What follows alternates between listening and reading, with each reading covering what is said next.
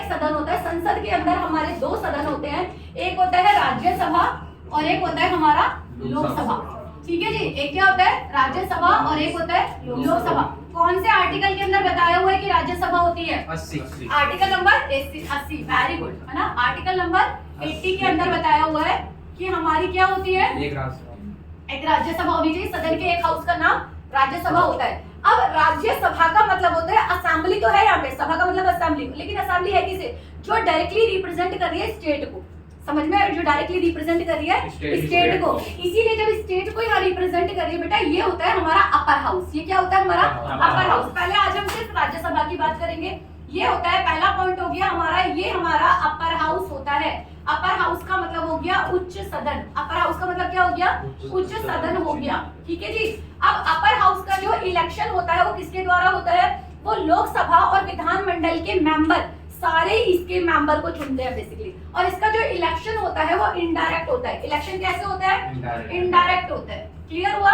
क्या होता है इलेक्शन? इनडायरेक्ट होता है। अगर हम बात करेंगे तो हमारे प्रधानमंत्री जैसे कि श्रीमती इंदिरा गांधी जी या माननीय श्री मनमोहन सिंह जी, वो राज्यसभा के ही मेंबर रहे हैं। क्लियर है? क्योंकि प्रधानमंत्री पद के लिए जरूरी नहीं लोकसभा का, दोनों हाउस में से किसी का मेंबर होना चाहिए। तो लोग राज्यसभा के मेंबर है। नेक्स्ट आ जाएगा राज्यसभा का, पहला बताया अपर हाउस होता है। अगर हम बात करते हैं इंग्लैंड के अंदर, क्योंकि पार्लियामेंट्री सिस्टम हमने इंग्लैंड से लिया हुआ है, तो वहां पर इंग्लैंड के अंदर इसे बोला जाता है हाउस ऑफ लॉर्ड्स। क्या बोला जाता है? House of Lords. हमारे यहाँ क्या बोला जाता है? राज्यसभा। हमारे यहाँ क्या बोला जाता है? उच्च सदन बोला जाता है। क्लियर हुआ? अब यहाँ पर आ जाता है कि आर्टिकल हमने कर लिया, इसका अपर हाउस हमने कर लिया। अब इसके अंदर जो मेंबर होते हैं, तो मेंबर का एक हेड भी होता है। जो उच्च सदन के मेंबर होते हैं उनको कहा जाता है बेटा प्रेसिडेंट। क्या क्या जाता है? प्रेसिडेंट, या फिर कहा जाता है अध्यक्ष। राज्यसभा का प्रेसिडेंट या राज्यसभा का अध्यक्ष, और इसे बोला जाएगा उपाध्यक्ष। क्या बोला जाएगा? उपाध्यक्ष बोला जाएगा, या क्या होगा यहाँ पर?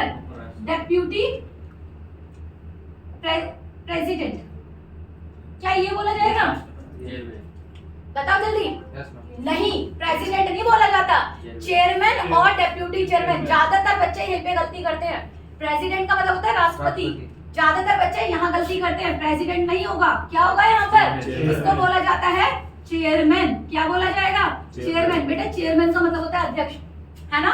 मैक्सिमम बच्चे मैंने सुना है यहाँ पे वो लोग गलती करते हैं, कहते हैं भाई हेड है। उसका रीजन होता है आपके यहाँ पे ना छोटी जैसे मीटिंग्स होती हैं, तो वहाँ पे क्या कहते हैं, भाई ये इस मीटिंग का प्रेसिडेंट है। प्रेसिडेंट नहीं बोलना चाहिए, इट शुड बी अध्यक्ष बेसिकली। और अध्यक्ष जो होता है वो चेयरमैन होता है। Concept clear? और यहाँ पर भी क्या आएगा? डेप्यूटी चेयरमैन आना चाहिए। Concept clear? हिंदी में अध्यक्ष ही रहेगा। Concept clear? तो ये मिस्टेक आप कभी भी नहीं करोगे। मैंने बहुत सारे बच्चों को देखा वो ये मिस्टेक करते हैं, है ना। प्रेसिडेंट या वाइस प्रेसिडेंट नहीं होना चाहिए, वहां पे चेयरमैन और डेप्यूटी चेयरमैन होना चाहिए। कंसेप्ट क्लियर हुआ? अब यहाँ पर आ जाते हैं कि यहाँ पे चेयरमैन होगा कौन? राज्यसभा का जो चेयरमैन होता है वो आपका वाइस प्रेसिडेंट होता है। कौन होता है? वाइस प्रेसिडेंट होता है। क्लियर? समझ में आया? ये होगा वाइस प्रेसिडेंट। और ये कौन होगा? ये उन्हीं के मेंबर में से चुना हुआ व्यक्ति होता है। ये कहां से चुन के आएगा?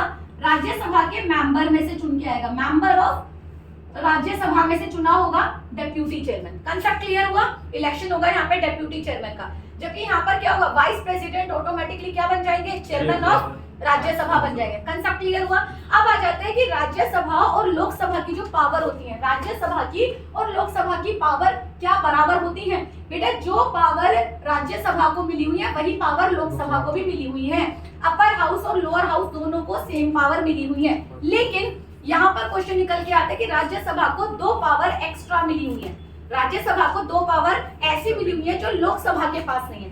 लोकसभा के पास कौन सी ऐसी पावर है जो राज्यसभा की नहीं है? वो हम लोकसभा में करेंगे, है ना। वैसे होता है मनी बिल, है ना। मनी बिल क्या होता है, कैसे होता है, वो हम करेंगे लोकसभा में। लेकिन अभी हम बात कर रहे हैं राज्यसभा की, तो राज्यसभा के पास 2 पावर है।